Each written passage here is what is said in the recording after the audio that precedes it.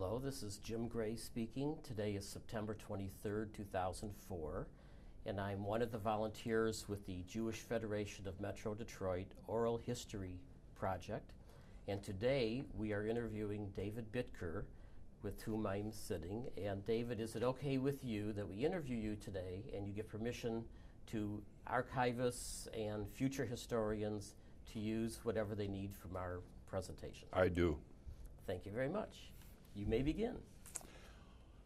Well, I guess we should begin. I grew up in Wyandotte, Michigan, a southern suburb of Detroit. Born and raised there, went through high school and graduated from Theodore Roosevelt High School in 1949. The community at that time consists of about 25 to 35 Jewish families.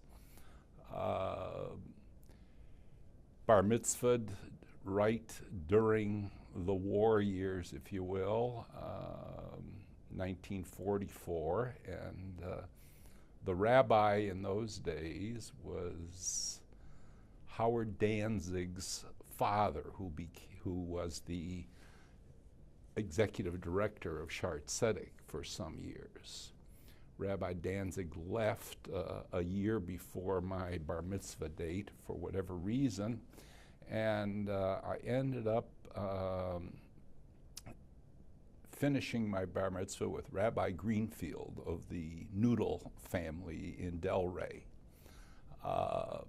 So much for that. I graduated from high school, immediately went to the University of Michigan in September of '49,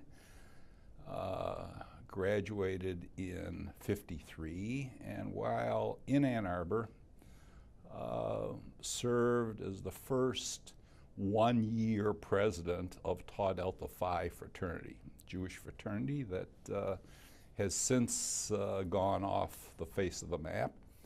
But in those days, it was the thing in Ann Arbor, and we had a very successful fraternity from 1950 through my graduation in '53. Our most illustrious alum was David Hermanel and Avila Shalom, many others that are active in the Jewish community today by coincidence.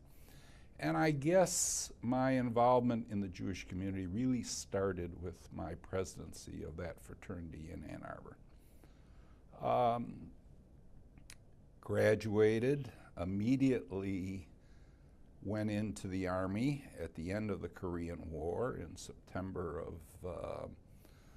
of '53, and got out 2 years later, having served in that far-off place known as Fort Belvar, Virginia. Never made it anywhere else than the finance office of Fort Belvar, Virginia. And came back to Detroit in late '55 and went in the real estate business, and subsequently met my dear wife Arline and became engaged and married in November of '56. Marriage, as a matter of fact, was at the old Adat Shalom on Curtis by the beloved Jacob Siegel, Oliver Shalom, and lived in Livonia and started a family in which today we have 3 grown children. Alan, the oldest, Jody Tobin, our daughter in the middle, and our youngest son, Ronald, with 7 grandchildren.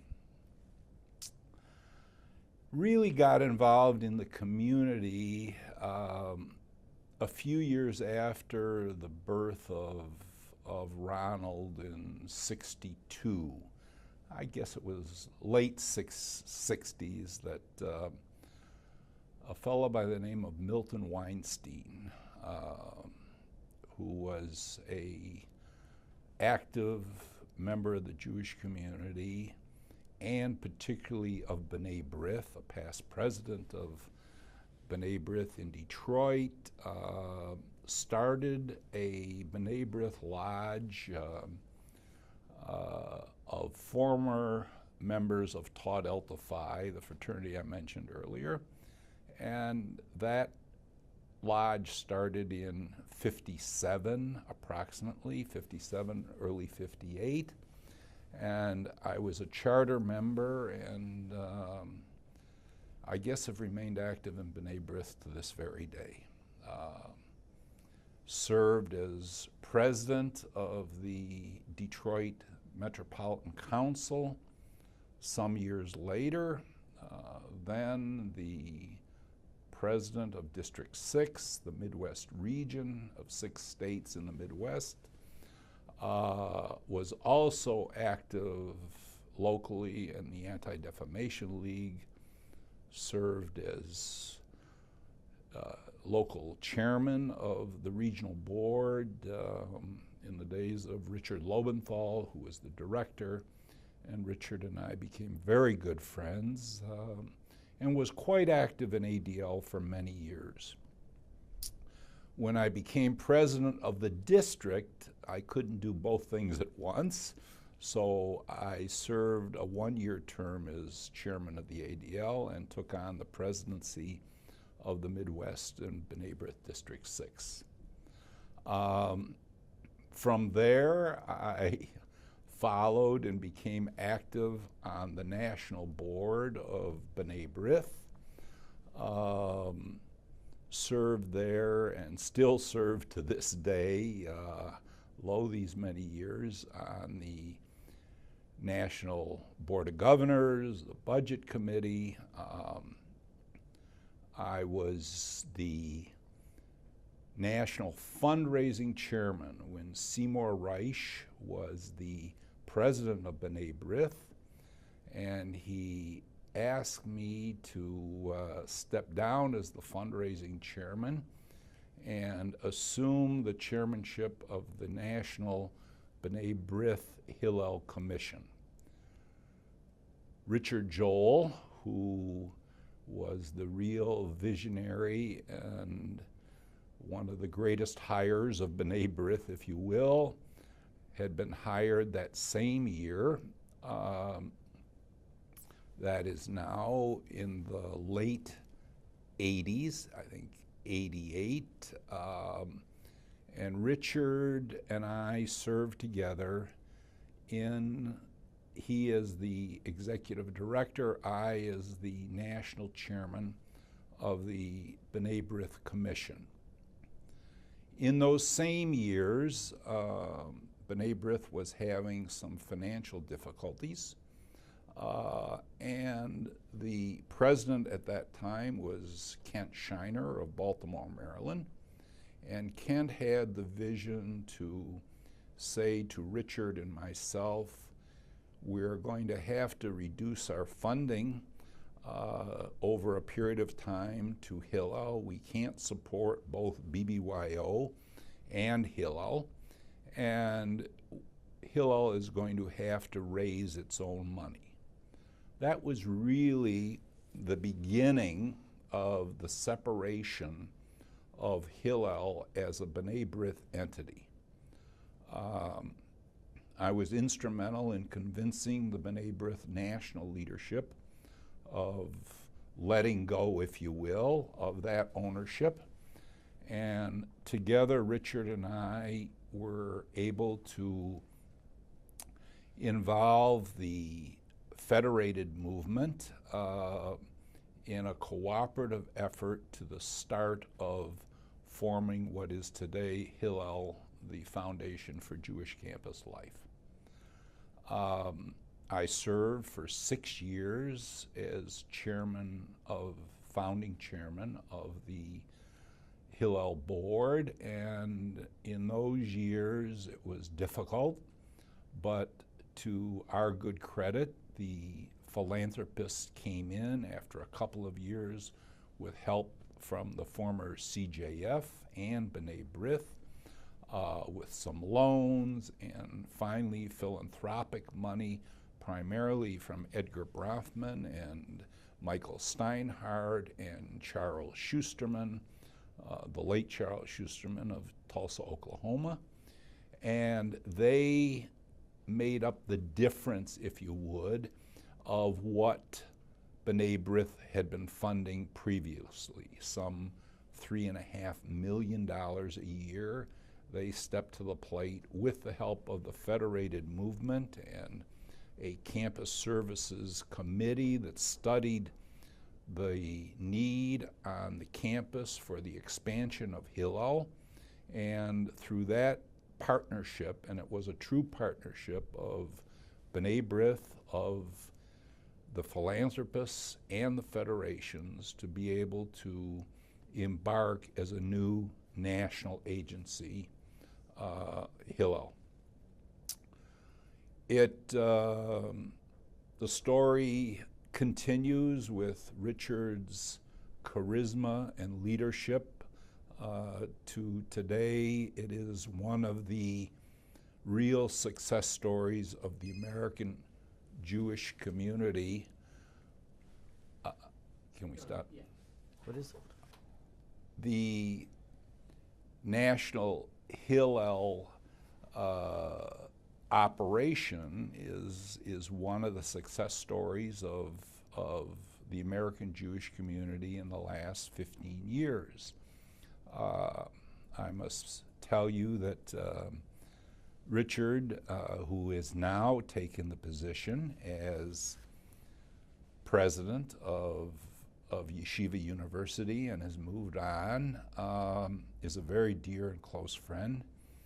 And it wouldn't have happened without his charisma, management style, smarts, if you would, business acumen, and other great adjectives to been able to achieve what Hillel has been able to do in the last 15 years.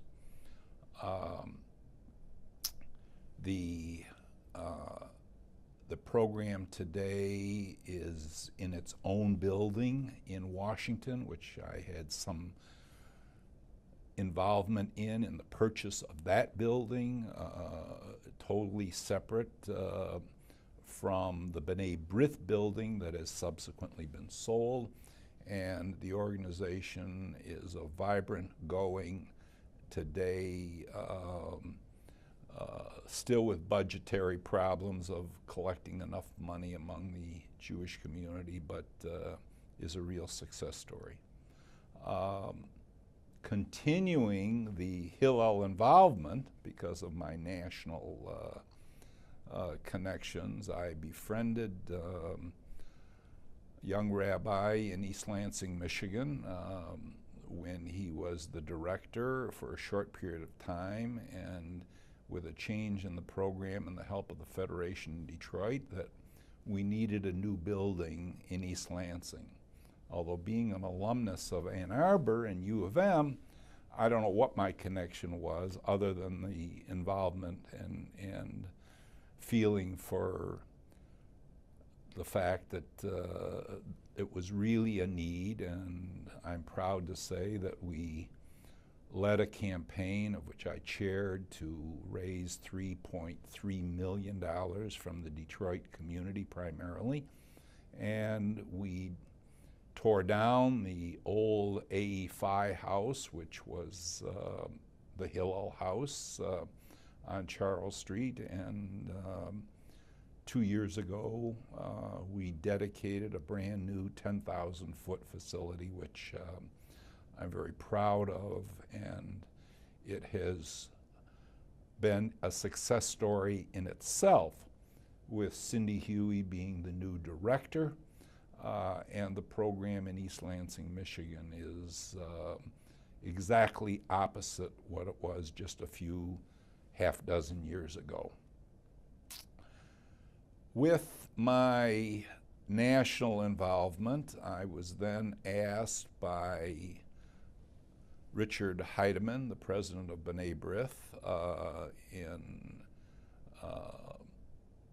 4 years ago, to be instrumental again in the separation and creation of BBYO, similar to Hillel, in a new independent agency called BBYO Incorporated.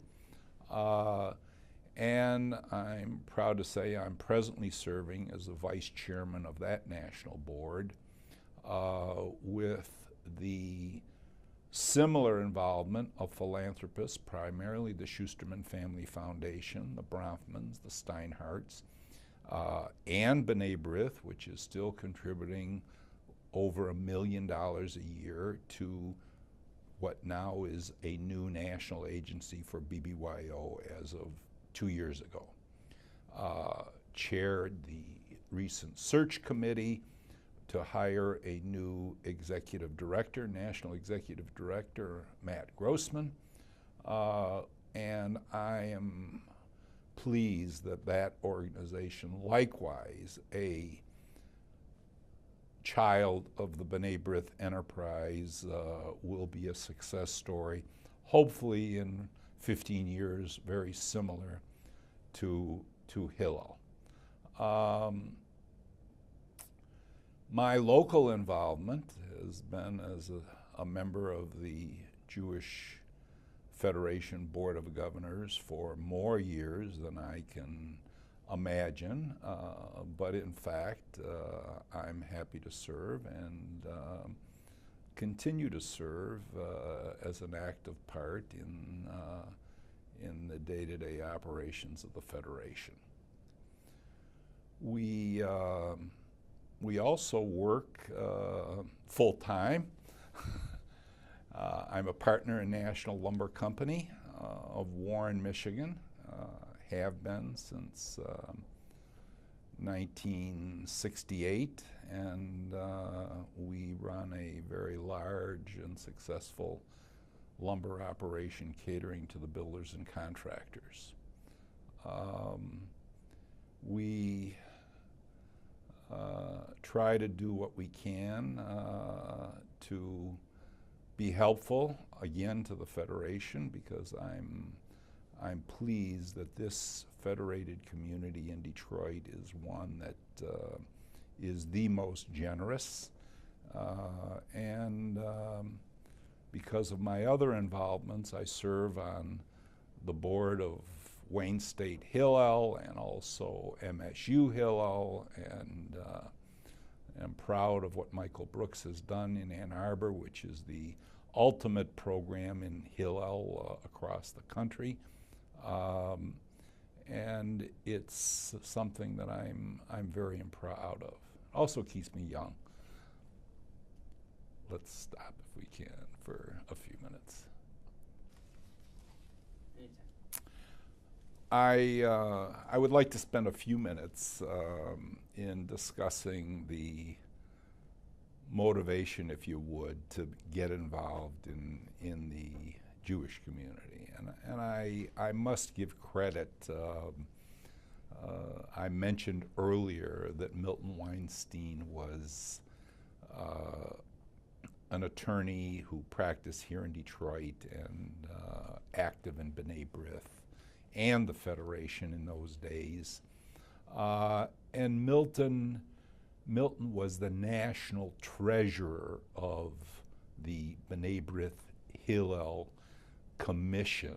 In fact, to tie things together, the beloved and departed Rabbi Morris Adler was a chairman of that commission, as was Bill Haber in Ann Arbor. And through those years, where Hillel was known as the Jewish chaplaincy, if you will, on campus, not at all what it is today, but Milton was the financial godfather of Hillels in the state of Michigan. Personally, and his activities and clients who he enticed to support Hillel at Wayne State in particular, in East Lansing, where the building was named in his memory prior to the new construction of the new building, and in the building of the facility in Ann Arbor. I guess I must credit Milton as being my mentor, if you will, to all of that I've been involved in for these many years. Not only B'nai B'rith, which I mentioned, but also Hillel. And I guess I modeled myself after Milton in a sense that he was also involved in the real estate business developing, and it's turned out that through my national lumber ownership and et cetera, that today I'm also involved in real estate development and building and construction other than houses. So Milton has been the real reason after my original involvement in Tau Delta Phi fraternity in Ann Arbor. We've enjoyed great success. Just yesterday, I spent the day in Washington at a meeting of the National Executive Committee of International Hillel. And I had the good fortune to meet for the first time this year the Bittker Fellow. Arline and myself have sponsored a fellowship at the International Hillel for the last 13 years. And this young woman who came from Chicago and graduated from University of Wisconsin at Madison is the 13th consecutive Bittker Fellow to serve a year under the auspices of the National Hillel Director with a commitment that they go on to Jewish communal life after spending that 1 year in Washington. It's been one of Arline and myself, our own real benefits and to see what has happened. Couple are serving as permanent Hillel directors at this point, one in Texas, at the University of Texas, and another in working in the Hillel system, not in the field. Others have been BBYO directors in Toronto. Two are in the rabbinate. Several are working as Jewish communal people around the country. Our own Lauren Birkin, Rabbi Lauren Birkin, was a Bittker Fellow in Washington before she married her husband, and they went to rabbinic school and got married. And so I have a personal connection to Lauren, who has been an outstanding student, an outstanding Bittker Fellow, and now is a real tie to the younger Jewish families in the Detroit Jewish community. That kind of thing has given Arline and myself a real thrill over a long period of time.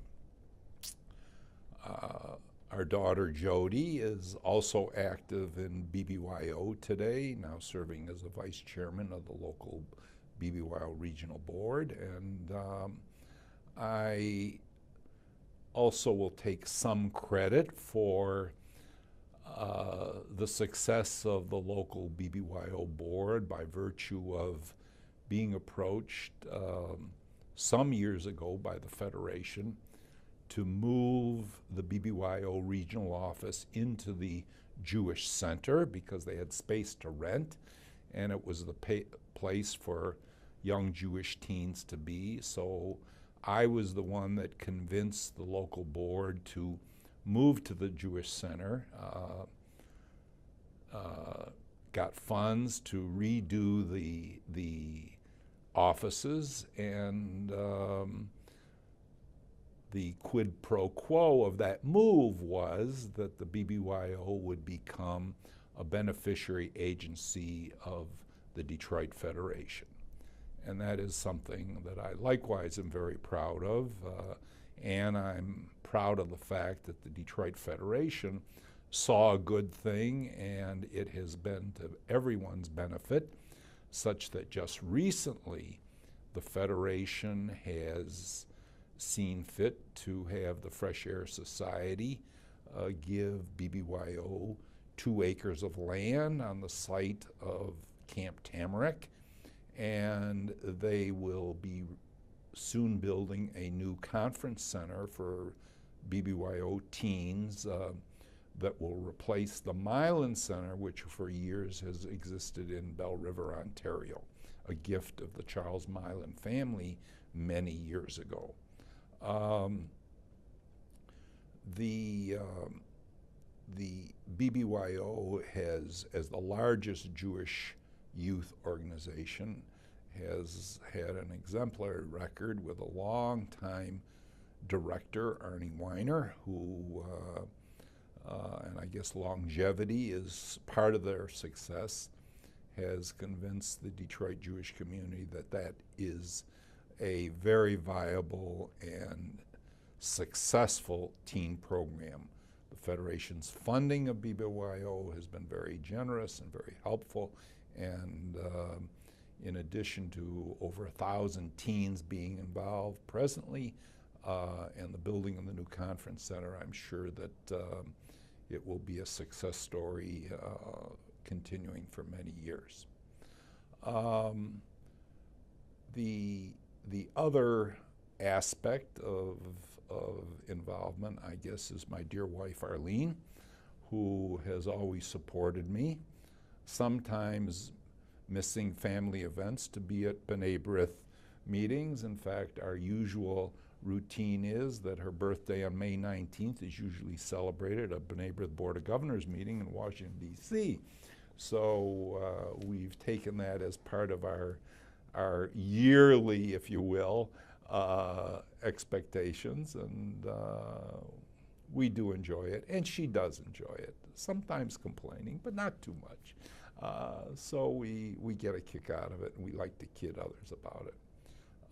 Friendships growing over the years from not only Tau Delta Phi that I mentioned on campus, but to B'nai B'rith.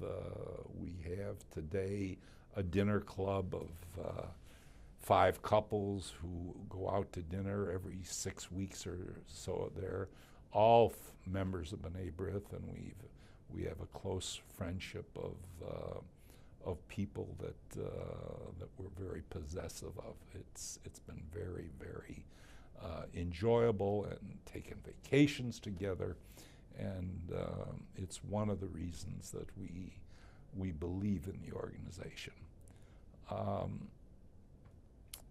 We are reaching the age where my wife says, "When are you going to slow down?" I said, "Well, I can't retire, because if I don't work every day, then I'd be in her hair and she'd be in my hair." So we decided to keep working because we love it.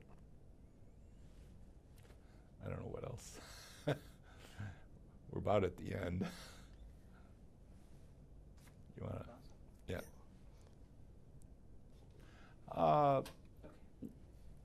I will relate also to, as I said before, to yesterday's meeting spent in Washington, D.C. For National Hillel on a program that has taken the American Jewish community to a point where they never thought they would be, and that is the Birthright Israel program that is being funded by the State of Israel, by the federations, and the 3 mega donors, if you would, again, Steinhardt, Bronfman, and Schusterman, excuse me.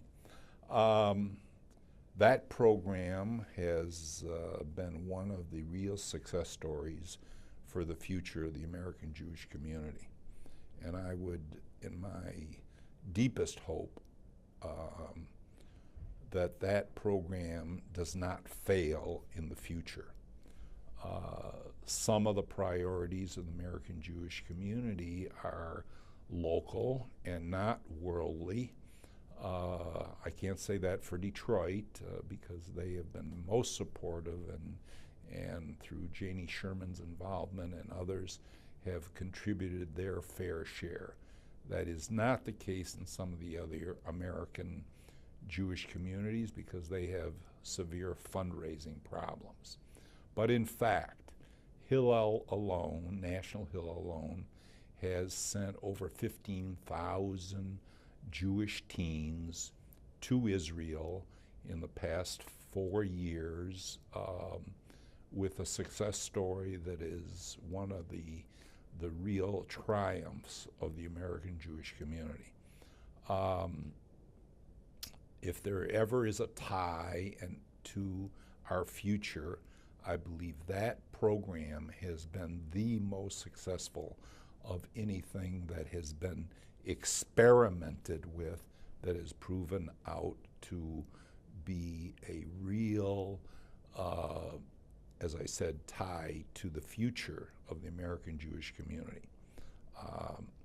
It's critical, and I would hope that it continues without any problem. Israel's problems aside, the fundraising problems aside, but I hope that that will continue for many years to come.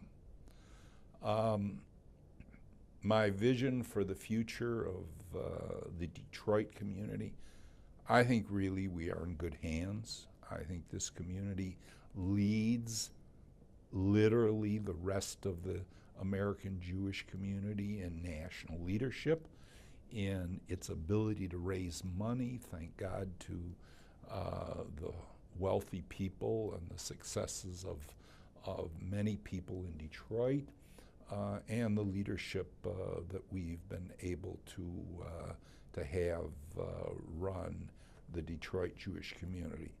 Not only the Federation, but each of its beneficiary agencies and its affiliates, if you will, and whether it's Hadassah or APAC or JARC or any one of them. Detroit has this plethora of unusually high quality leadership and commitment. I want to talk about my family certainly as part of this interview, and in chronological order, Alan is our eldest, married to Sandy Court Bittker, and they are privileged to have 3 boys, Daniel, who is 15, Jeremy, JJ, is 13, just celebrated his bar mitzvah, members of Shar Tzedek, by the way, and their youngest is Bradley, who is 10 years old, living in Franklin and close to us, as are the other 2 that I will tell you about. Jody is our daughter, our middle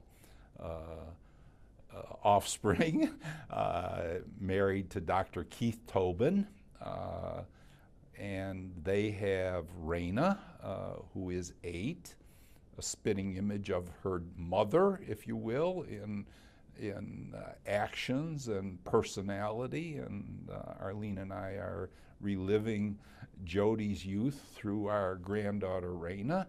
And their youngest, and our youngest grandchild is Ethan, who is 3 years old.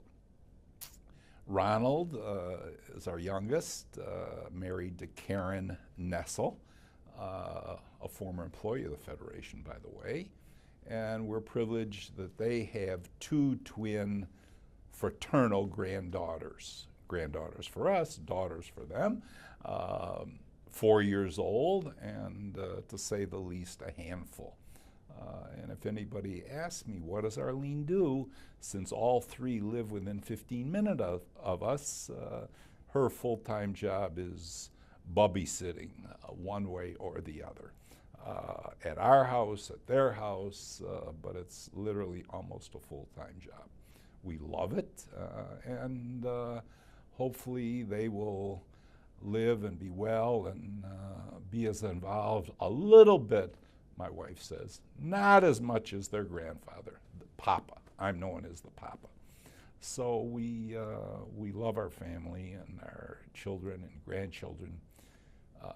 Our tradition is between the Christmas and New Year holidays, we've taken all of them on a cruise in the Caribbean with the Machatunum, the Tobins, and their 5 children, and 30-some people altogether for years have vacationed for a week in the Caribbean. So we love to get together. We love our kids and our grandchildren of all, and it's been a very good life, and I wish everybody should be as lucky as Arline and I have been in having their family so close, so involved, and growing up right around you. How long have you been married? 48 years. Thank you.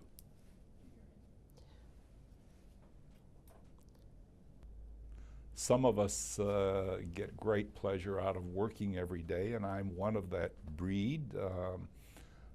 My wife wouldn't let me retire because I'd be in her hair, she'd be in my hair, but we enjoy working, whether it's the National Lumber Company or whether it's developing land or houses, whatever, apartments. It's part of my expertise, and I've used it a few times with the community to help them, and we enjoy what we're doing, and I don't think I'll ever retire. So we keep involved with young Jewish youth, both college and teens, to stay young, and that's my success story.